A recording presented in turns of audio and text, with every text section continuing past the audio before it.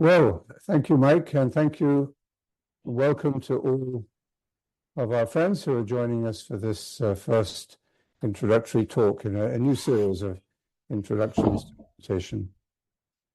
When we did this a few months ago in this hemisphere, I'm in Bonvaux today in our center in France. Actually, we've just had a wonderful pilgrimage from a large group of Hong Kong meditators who were here for a week with us in Bonvaux. They left yesterday. When we first started this a few months ago in this hemisphere, a lot of people in Asia said, well, it's too late at night or too early in the morning for us to attend. And so we decided we would offer it at this time of the day for you. And I'm very happy that so many of you have come and many of you will be able to access it in the recording. So the idea is simply that you may be completely new to meditation, or you may be meditating for some time, but maybe you stopped, or maybe your daily practice has become a little weak, and you'd like to renew and refresh, or any number of situations you may find yourself in. But I'm going to assume that we're new to meditation, that we're all new to meditation. And over the next 4 weeks, we will explore this path in a new way. Is it working? Okay. Are the translators hearing me okay? I assume so. Good. Okay. I would like to say thanks. So I'd like to say thank you to all the translators who are very generously using their gifts to communicate this. We're going to begin with a talk, and then we'll have a short meditation, and then we'll have a question and answer period, and then we'll conclude in about an hour. Starting to meditate. We all start from where we are. I've been meditating, I think, for about 45 years, and I can say with great authority, I am a beginner. It's a good thing to be a beginner. The meditator is someone who's always returning to his or her beginning, our source, to God within us. But why begin meditation? Maybe you were just a little curious about it. But if so, that curiosity is a sign. Take it seriously. Try, meditate. Take a first step. You've nothing to lose except our limitations or our fears about our limitations. And taking that first step might just be a milestone, a big event on your life's journey. So simply to try. Take that attitude to begin with. I'm going to try with an open mind, an open heart, and this might be a life-changing decision.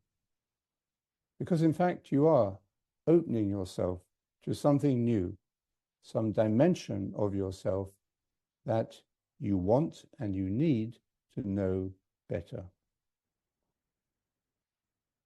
At this point, at the beginning of the journey of meditation, you're looking ahead into a new part of yourself. Beginning the journey of meditation is a journey within a journey. The journey of life, of course. But meditation is a journey within the journey of life. You are responding to a call from deep within yourself, beyond anything you can think or explain. So if nothing else, meditation will give you new depth and help you to live your life from that new depth. Now, you may be thinking also, well, everyone's talking about meditation today, how great it is. Some people see meditation as a spiritual practice, as prayer, as part of all the great religious traditions of wisdom. Many Christians are not aware that meditation is part of our tradition. But other people may do it just for mental or physical benefits, for health reasons. And of course, a lot of scientific research has been done into different forms of meditation and given it its approval. There are no negative side effects to the practice of meditation. So, this is interesting. Ancient spiritual wisdom and modern science both agree that meditation is good, is worthwhile. So, let's try and see if that is true for us. John Main also said, we are made to meditate. This is what we're designed for. It's as natural to the spirit as breathing is to the body. Now, whatever motivates you to begin, it's more than just curiosity or perhaps feeling lost or feeling maybe even desperate, even a bit depressed, or feeling that you've lost the meaning of life. The inner force that draws us to meditation is faith. Human beings grow through faith. That means through relationship, integrity, being faithful to yourself, being true to yourself. Now, I make a distinction between faith and belief, and experience will teach you the difference. In meditation, as in all important things, experience is the real teacher. So, we are beginning a journey today to deepen our way of living faithfully, with meaning, hope, and love. Meditation is a practice, something we do, not just something we think. And it is a journey of human faithfulness. Saint Irenaeus, in the 2nd century, an early Christian teacher, said, the beginning is faith, the end is love, and the union of the two is God. Now, if you are not religious and you don't have any beliefs about God, that may even be an advantage at first, because our ideas about God can be a problem when it comes to the reality of God. But be warned, meditation is not about being focused on ourselves. There's even a real danger that you may discover God in a new way, in a more personal and intimate way. If you are religious, and maybe many of you are religious people, then also be warned, because meditation will change your ideas about God and how you understand God. Most people have faith in somebody else's faith. They haven't actually started the journey of faith for themselves, and therefore it just becomes belief. But meditation will bring you to first-hand faith. Faith that Jesus said moves mountains, the faith that heals. And one of the gifts of being a beginner, coming to first-hand faith. There's somebody who hasn't muted. Please, if you're speaking on the phone, please mute yourself.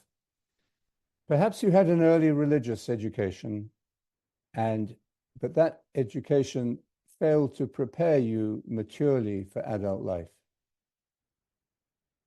Maybe your religious education was a little too superficial, with easy, shallow explanations, or maybe too much guilt, or too much fear about God. Would God punish me? And so on. So we have to be careful. Religion can become almost a form of consumerism, or even oppression, it fails to deliver what it preaches. So leaving that kind of religion, Jesus criticized that kind of religion. Leaving that kind of religion behind calls for true faith.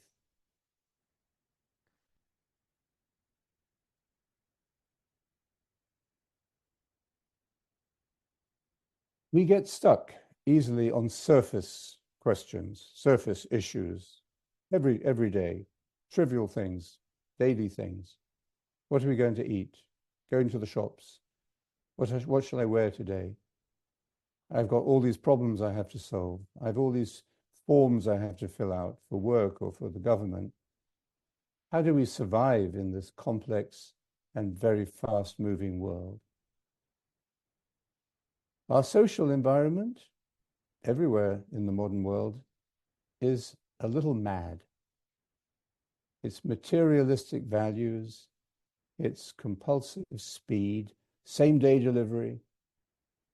It's a culture that promises what it cannot deliver.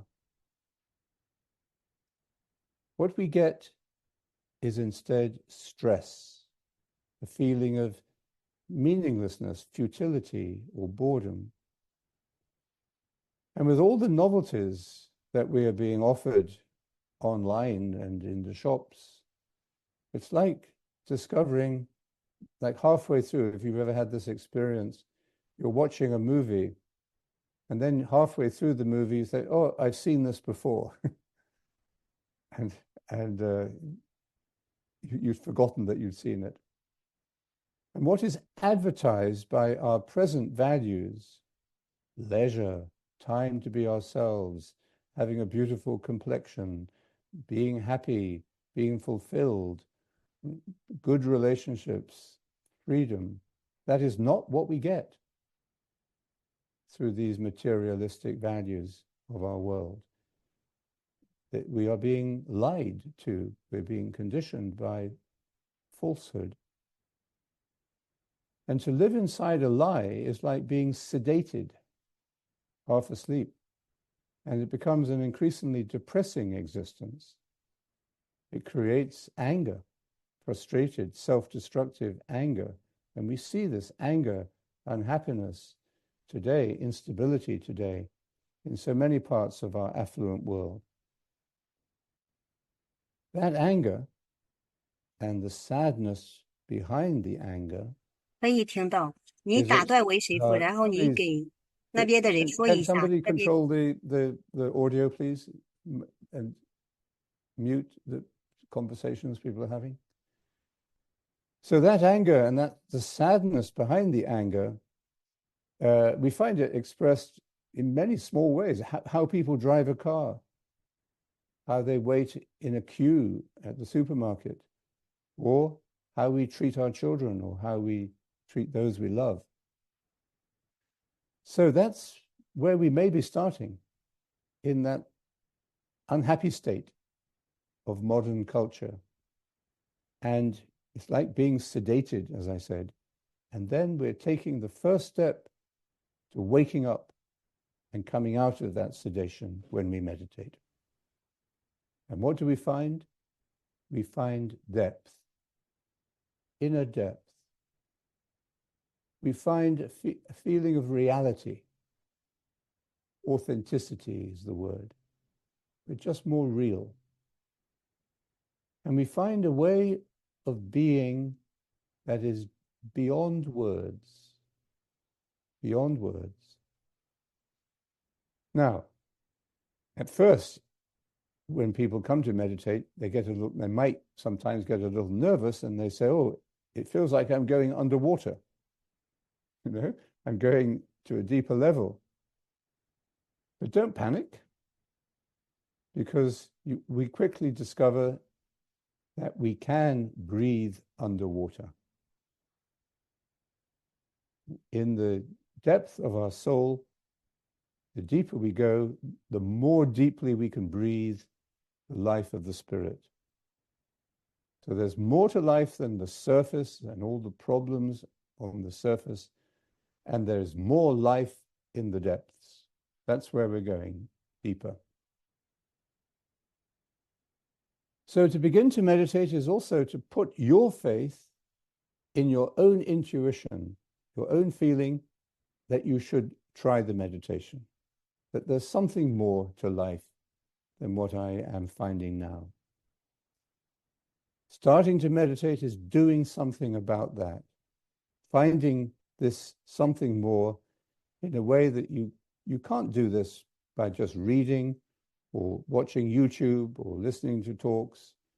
We have to go inside. Meditation, it may look as if you're doing nothing, but you are doing something. Meditation is pure action. I can't meditate for you. You can't meditate for me. But we can meditate together, as we will in a few minutes. In fact, please, can somebody mute these conversations? Thank you. Starting to meditate is doing something about this. And we will discuss next week and in the next 3 weeks how meditating with other people is one of the best ways to begin. If you want to learn to meditate, meditate with others. That's what we're going to do today.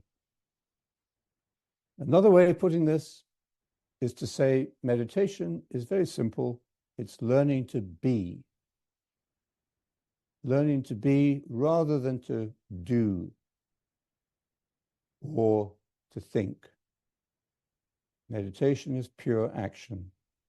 We don't have to do anything to be. We just have to be. Just be, and we really can. Once we stop clinging to the surface of things, the waves of the mind, all our thoughts and problems and feelings. So let's get down to action. How can we meditate? In a way, that's like asking someone, how do you get from A to B? The directions you get will depend on who you ask. There are many different approaches to meditation. I'm going to share with you what I've learned and from my tradition, although it resonates with many other traditions. But because people are basically good, whoever you stop and ask will give you the best answer they can. And you're free to trust them or not. So I'll give you the best answer I can. There are many ways to meditate. But I will tell you what I have learned, not because I'm saying it is the best or the others are bad. Meditators should never compete about their differences.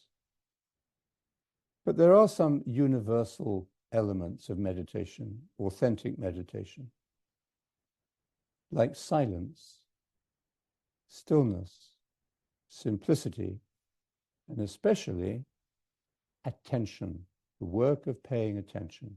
So silence, stillness, simplicity, and attention.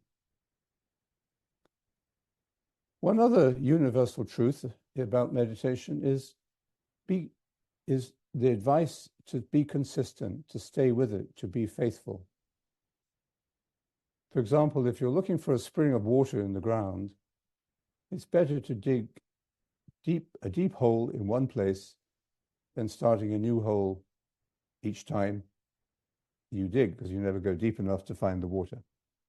So I suggest that you give this way that I'll explain a good try over the next 4 weeks. Beginners need open minds and hearts and a relaxed, alert body. Meditation is not headspace. It's not about what goes on in here. It's more about what goes on here in the heart. So meditation is not what you think. It is embodied, the whole person. Just as you're seeing me, we're not actually in each other's physical presence, but you can see that I have a body. I can see you are a body.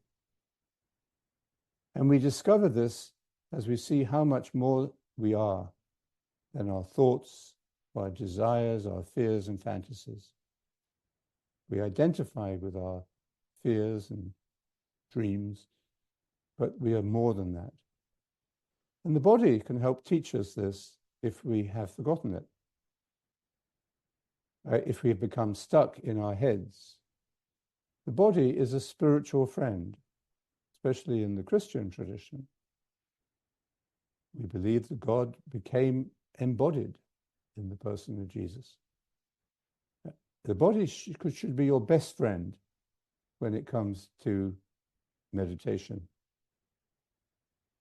Even when it may be sick or not as beautiful as you would like it to be, it's still your best friend. It never lies. The body never lies to you, because a friend should never lie to you. It's always in the now. It's always in the present. But our minds, how often are our minds in the now, in the present? Not very often. They fly from past to future, and they sit most of the day in what you might call the transit lounge of fantasy. Meditation is the journey into the now, the eternal now, and discovering that it is without boundaries. It is infinite space. The body anchors us in the present moment, and that is what contemplation is, being in the present moment. Then we can sail on the ocean of being. The first step is to sit. Sitting is halfway between standing and lying down, between resting and working. So your physical posture should be relaxed and alert. If you're sitting on a chair now, put your feet on the ground, sit with your back straight, relax your shoulders and your muscles of your face. Or if you're on a cushion on the ground, just make sure you have enough support from the cushions to sit upright. However you sit, don't slouch in a lazy way, or be too rigid either. You don't have to look like a meditator. Just be alert and be comfortable. Meditation is a middle path, sometimes a razor's edge between extremes of tension and drowsiness. So let's just take a couple of minutes now, just for you to sit, experiment a little bit with your posture, sitting with your back straight, relaxed and alert. I'll be back in 1 minute. Just practice that. Okay, so that hopefully gives us a little feeling of being relaxed in our body. And the next step, after you've found a way of sitting comfortably with your back straight, is you close your eyes lightly and you just be aware of your breathing coming in and leaving your body. This is the cycle of breath.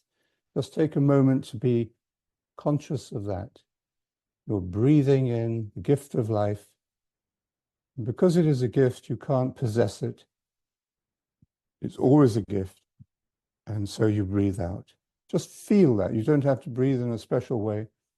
Just feel that flow, natural flow of life.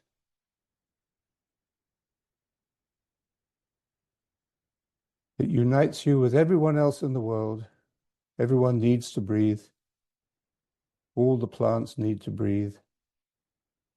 All the miraculous processes of nature produce the air we need.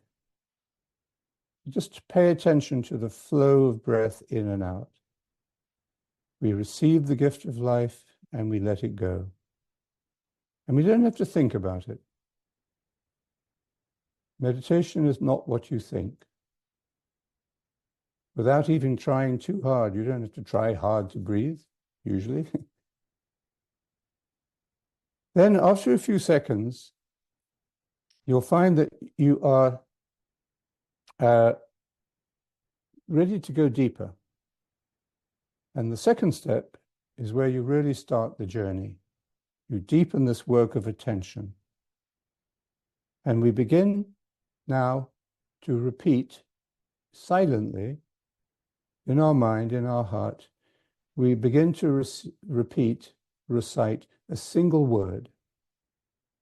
and I'll come back to this many times in the next few weeks, the mantra. Say the word interiorly, silently, with attention. We all know how difficult it is to pay attention, and we have very short attention spans today. So be prepared for constant interruptions and distractions. But don't worry about the distractions. That's not important.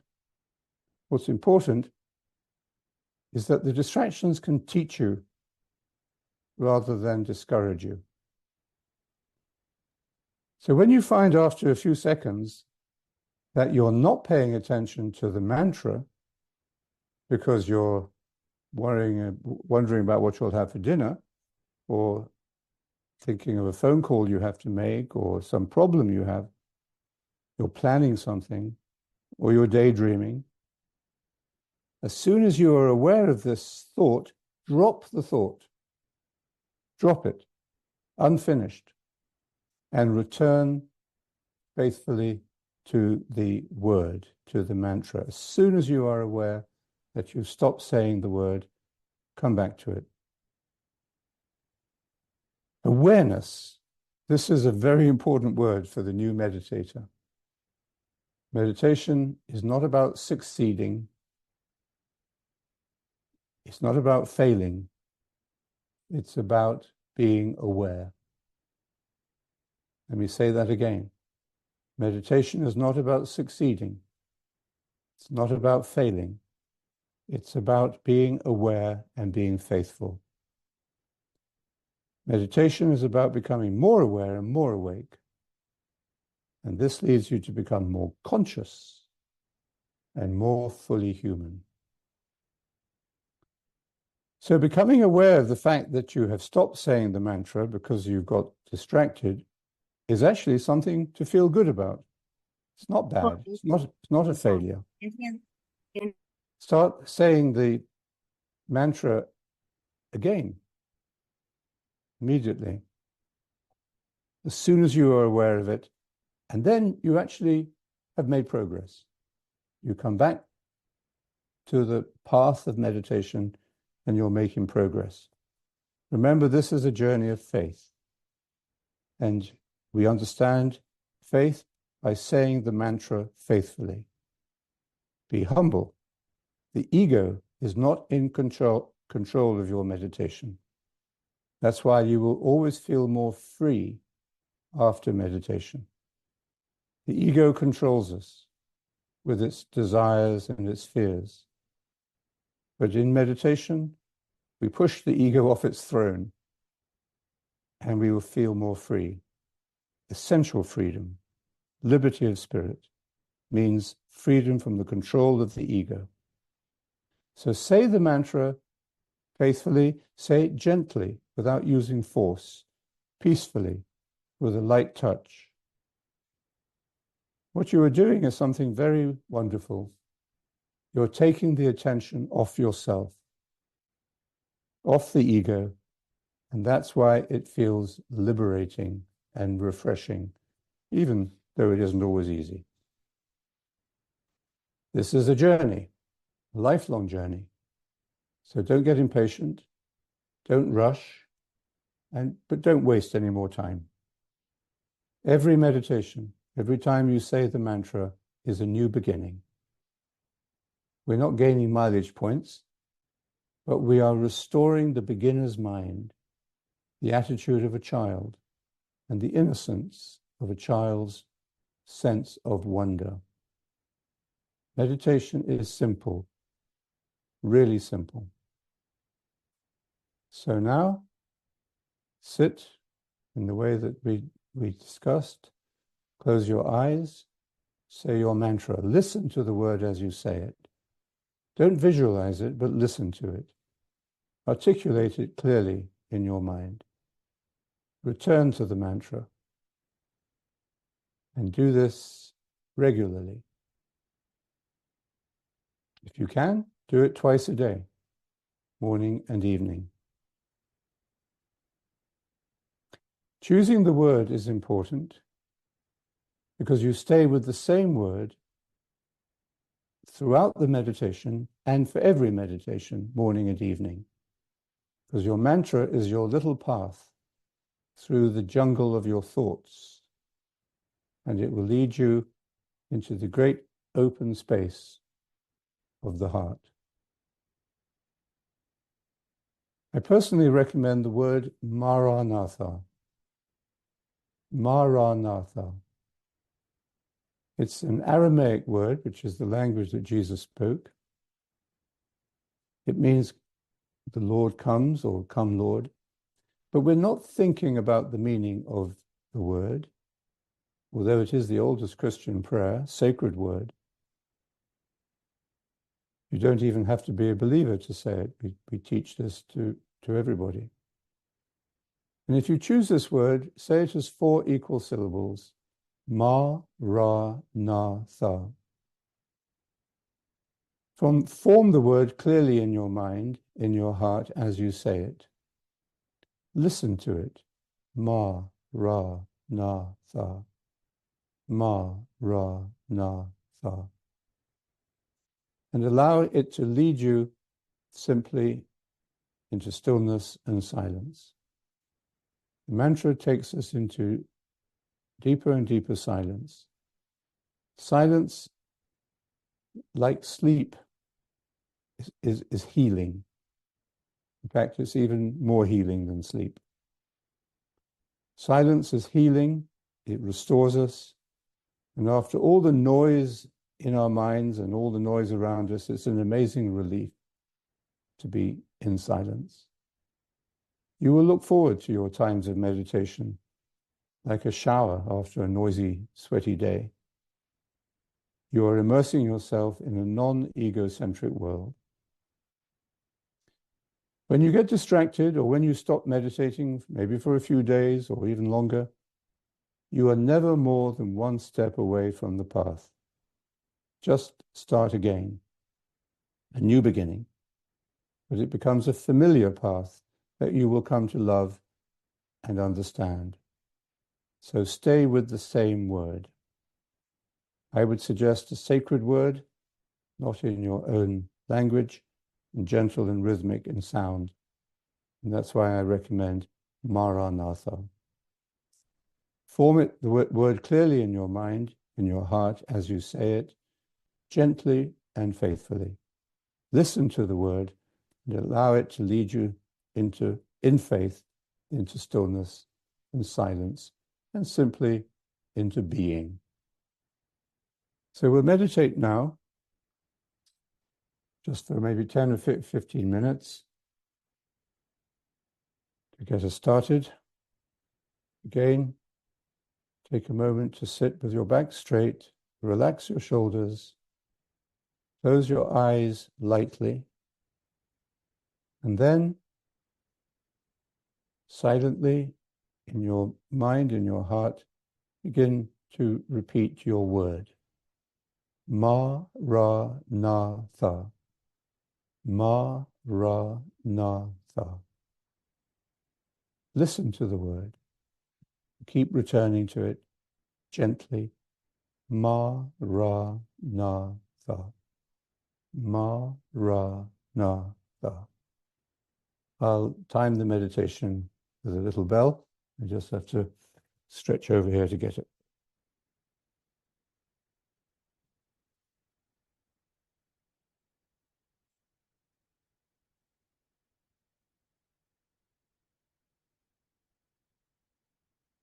Close your eyes. Relax and say your word. Ma, ra, na, tha.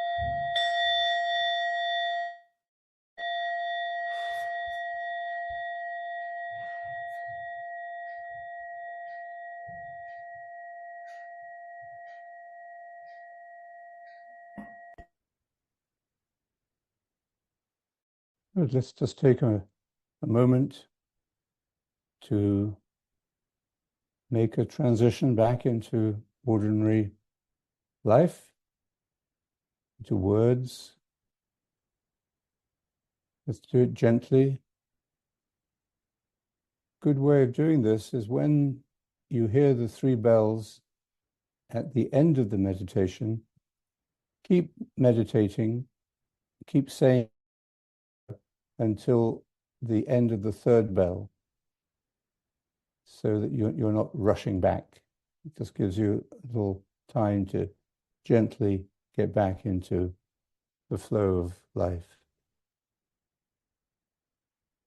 And then also, after you meditate, it's a good time to read something short, some spiritual text, something from the Gospels, for example, something short that will nourish your heart, because you are very open-hearted at that moment, after the meditation. And just a word about when to meditate. It's a good idea to meditate early in the morning, before you do your emails, before you listen to the news. So quite early in the morning, and also, if you can, early in the evening, so you're not too tired at the end of the day. That's always more difficult, the second meditation, because we're working or we're having to do things at home. But if you can, try to find a time in the evening where you can meditate at the same time every day.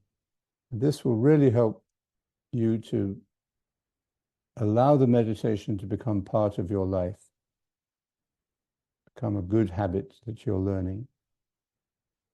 And give it time, be patient. When I first learned to meditate, it took me a few years to get into a proper practice. I was introduced to meditation when I was about 18 years old by John Main, but it took me a few years before I really got into a daily practice.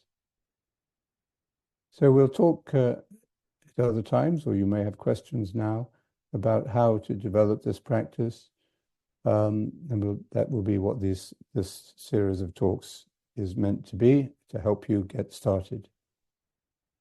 So if anybody has any questions they'd like to raise, any thoughts you'd like to share. Okay, how long, China Alpha says, how long for each meditation should it last? I would recommend meditating for 20 minutes. If you find 20 minutes is too long, then meditate for 15. If you find that is even too long, meditate for 10, but aim to build up to 20 minutes, because that gives the time necessary for the mind to begin to slow down, to relax, and to calm itself. Then you could gradually build up to 30 minutes, but to begin with, I would say aim for 20. Okay. Do you keep saying the same, Sushan asks, do you keep saying the same one word throughout your life? Well, it's open-ended. You may say the same mantra throughout your life, or it may, usually after some time, maybe some years, you may need to change it, to shorten it. But I would take advice about that from an experienced teacher. But generally, you stay with the same word indefinitely. You may get impatient, you may think, well, if I chose another word, it would speed up the process. But you don't get deceived by that feeling of restlessness or impatience. staying with the same word is the best way because it allows the word to sink more deeply into the heart. Now, later in this series of talks, I'll speak about the levels of consciousness that we pass through over time. And at each of these levels of consciousness, we say the mantra more gently, we listen to it more fully. So we use less effort saying it. But that will come naturally with time, and we can talk more about that. Otherwise, I wouldn't change the mantra. Another question is it okay to have only morning sessions of meditation? If you have to, better to have one session, no sessions, yes. But I think you'll find that you'll feel that the second session is natural. It's like the beginning and the end of the day, okay? And it's a natural thing to begin and end the day with this time of meditation. At the beginning of the day, you open yourself to the spirit, and it prepares you for whatever challenges you may find in the day. And at the end of the day, you just let it go. You let all the tension or the distraction or the tension, you just let it go. But that may take you a bit of time to get to that point. So if you have to meditate once a day, just do it once a day. Yep. Is it okay if I use another mantra, such as Jesus? That is possible. The one I recommended is a universal Christian word, and that also can be used by other people. The advantage of Maranatha is that it's not in our own language, so we don't have images associated with it. Whereas you may have images associated with other words that you know well. So, but Jesus would be another option, definitely. So think about it and just reflect on the reasons that I gave for choosing the word Maranatha. One, it's not in your own language. Two, the sound of the word helps to calm the mind. Maranatha. And thirdly,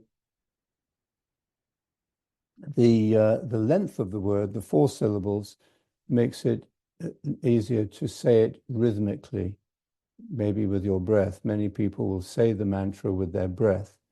So they might breathe the word in silent, saying the word as you breathe in, Maranatha, and breathe out in silence. Or you may say the first 2 syllables, Ma-ra, as you breathe in, and Na-tha as you breathe out. Whatever's comfortable. But the most important thing is to stay with the same word. Don't keep changing it. Do I really need to say the mantra aloud? Generally, it's better to say the mantra interiorly, silently, without moving your lips or your tongue, so that it really gives you a sense of moving into the heart, into this inner space. But if you find it's helpful, you could say, to begin with, for the first few times anyway, you could say the mantra quietly aloud and then move into saying it interiorly, silently. Okay? One second. What do you recommend on how to coordinate breathing with the mantra? Well, I think I've said that. You can either say it as you breathe in and breathe out in silence, or you can say the first 2 syllables, Ma-ra, as you breathe in, Na-tha, as you breathe out. The important thing is to realize that as you are meditating, your breathing will slow down. So don't force yourself to say it only with the breath, but at first, to begin with, it could be helpful. So think of the breath as a wheel that's constantly turning, and you rest the mantra on the breath, on the wheel of the breath, but you give your full attention to the word, to the mantra. You listen to the mantra. So you don't divide your attention between the breath and the mantra. Give your full attention to the word. But you could find at first that it's helpful to say it with the breath, as I suggested. After that, the mantra will find its own rhythm. What if we feel touched by the Holy Spirit during meditation? For example, I started to tear a little after meditating for a few minutes. Do we just put this aside and continue to meditate? Basically, yes. You may go through, we all go through different experiences at different times. Sometimes you can feel a great peace and a great joy in the practice. At other times, you will just feel very distracted. But the important thing is that you keep going, you keep walking. Or sometimes I say it's like taking a bus. If you want to take a bus from A to B, you take a direct bus, and you don't get off until you get to the end. So if you stop saying the mantra, if you choose and say, oh, I won't say the mantra now, I'll just enjoy this feeling, then it's like getting off the bus. So what you will learn is, if you stay on the bus, if you keep saying the mantra, then it will take you deeper and deeper into the joy and deeper into the peace. And it will mean that you're not being controlled by, what you think or the ego thinks is pleasant or unpleasant. This is really where you're handing everything over to God. This is unconditional, putting yourself into God's hands, or leaving self behind, as Jesus said. So it's a gentle way of doing it, but it's a very radical way of doing it. Okay. When I say the word Maranatha, do I say it in my heart? Or shall I say it out with my mouth? Say it interiorly. At first, it may feel as if you're saying it in your head, because we're very in our heads. But gradually, you'll find that as you relax over the first few weeks, the mantra seems more to sink into the heart, and you say it more at the center of your being. So say it interiorly. Is it necessary for the sacred word to coincide with the breathing rhythm? Many people do say the mantra with the breath, so if you feel you'd like to do that, that's good. I'm curious how your experience with God changes through meditation. How has God surprised you through meditation? Well, I think like many people, when I started meditating, I had certain ideas about God.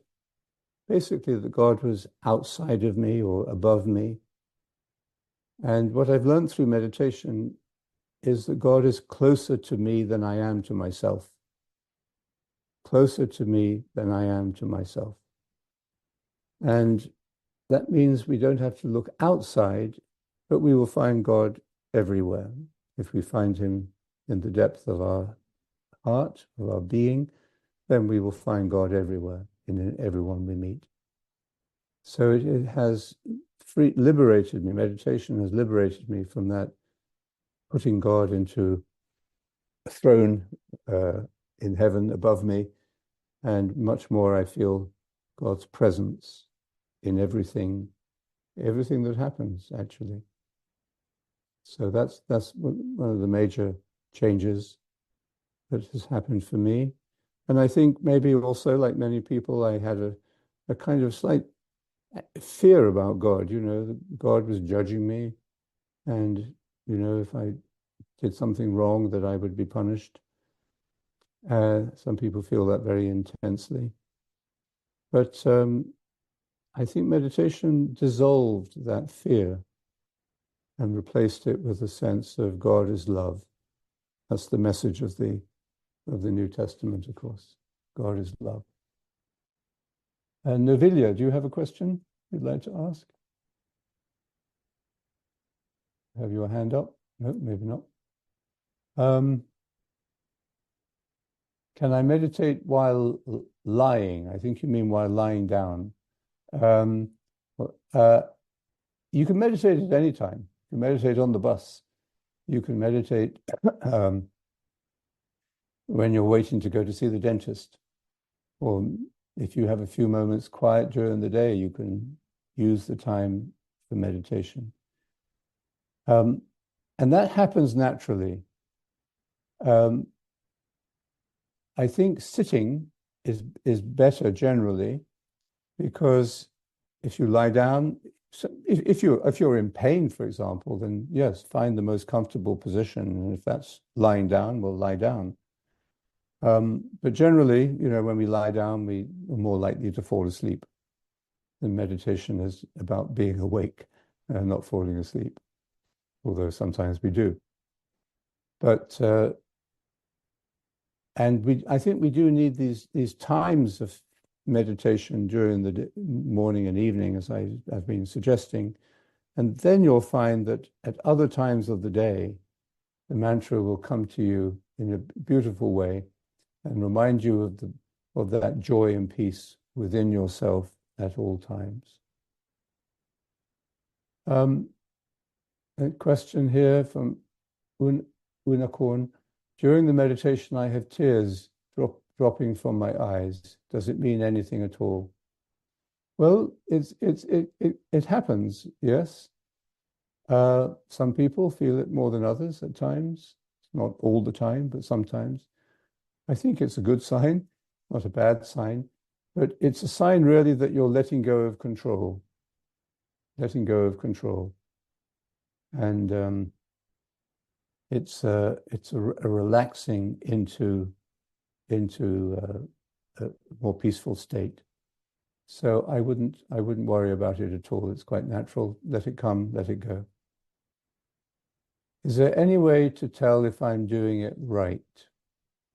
Well, I would say meditate with others, listen to the same basic teaching, and each week in these 4 talks, I'll be repeating the same teaching in different ways, I hope.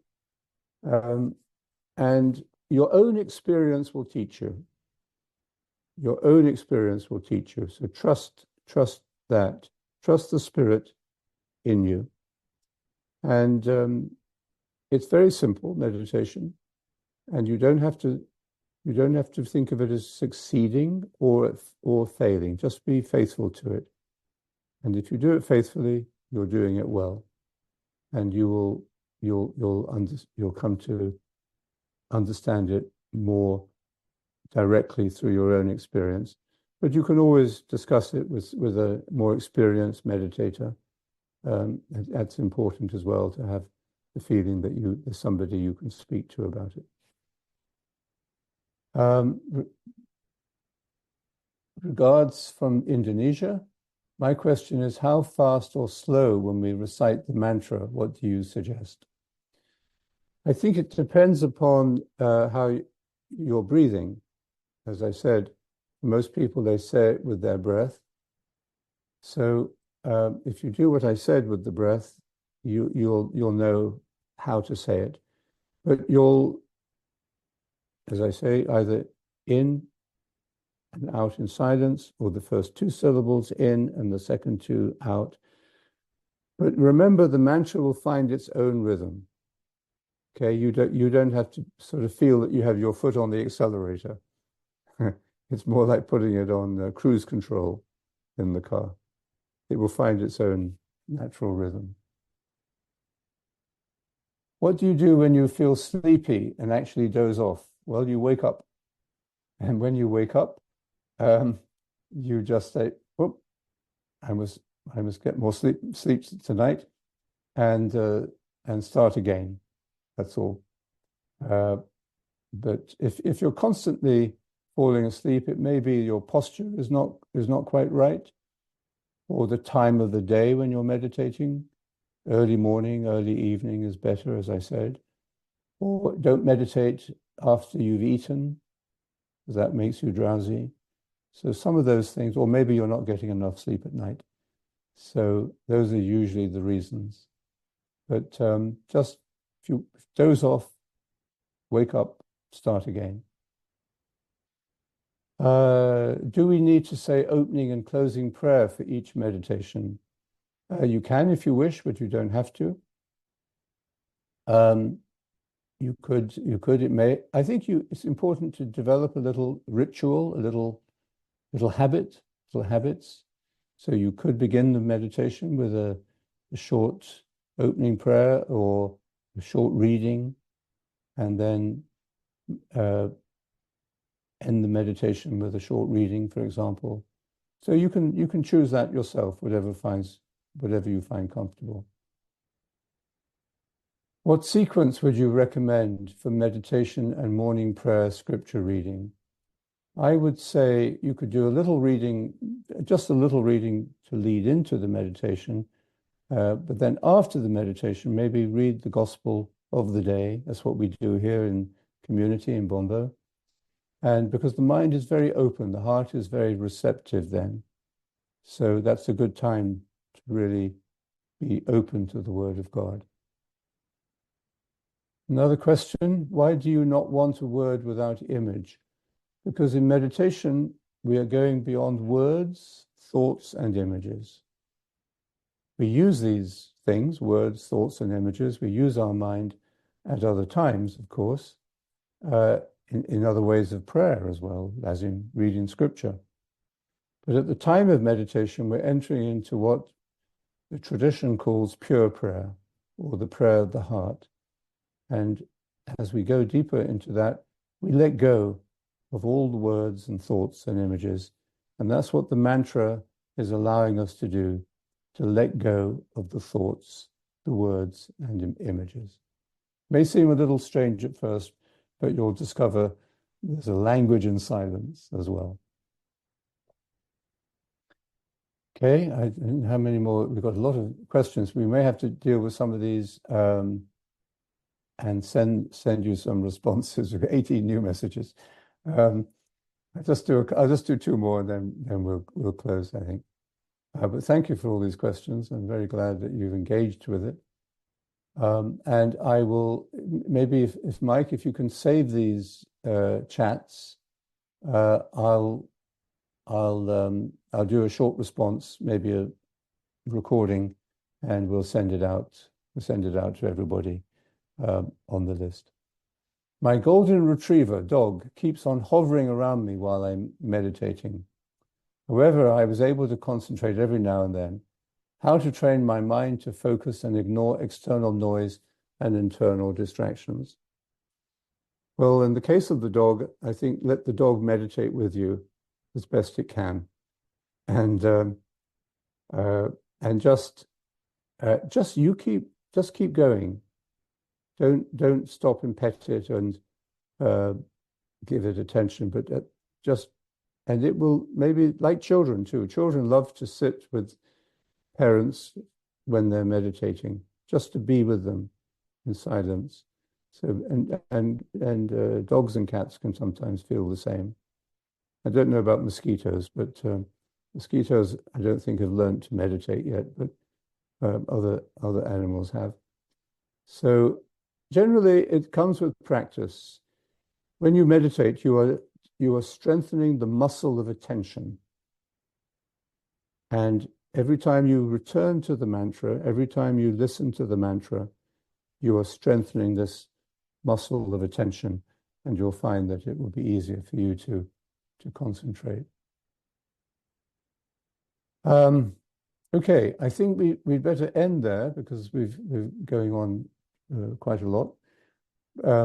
But as I said, we'll hold this. I hope we'll keep this these questions, and I'll do a recorded response to them, and we'll send it around to you. Okay?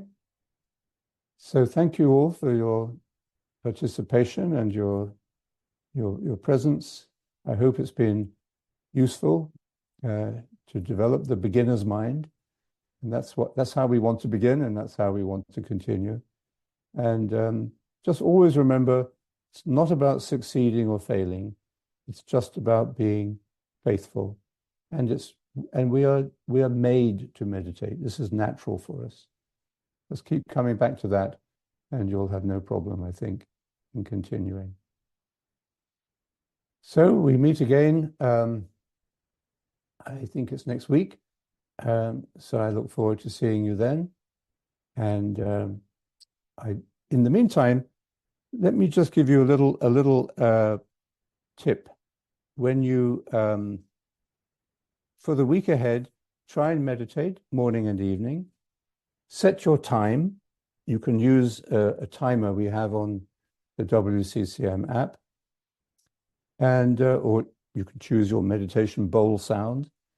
Minimum of 10 minutes. The best time would be 20 minutes. But try and do it as regularly as you can.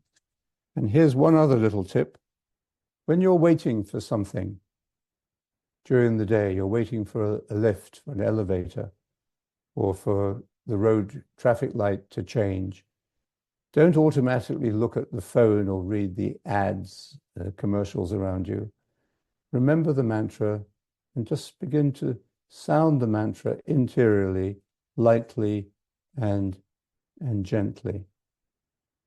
And finally, another little tip, take a few moments to prepare for meditation, maybe a short physical stretch, being aware of your breathing as we did earlier today, or listen to some music, whatever you need, just a few moments to make a transition from what you were doing to what you are now going to do in meditation. And find the best place to meditate in your home, whether it's your bedroom or sitting room or wherever it may be, and try and meditate in the same place and at the same time every day, as far as possible.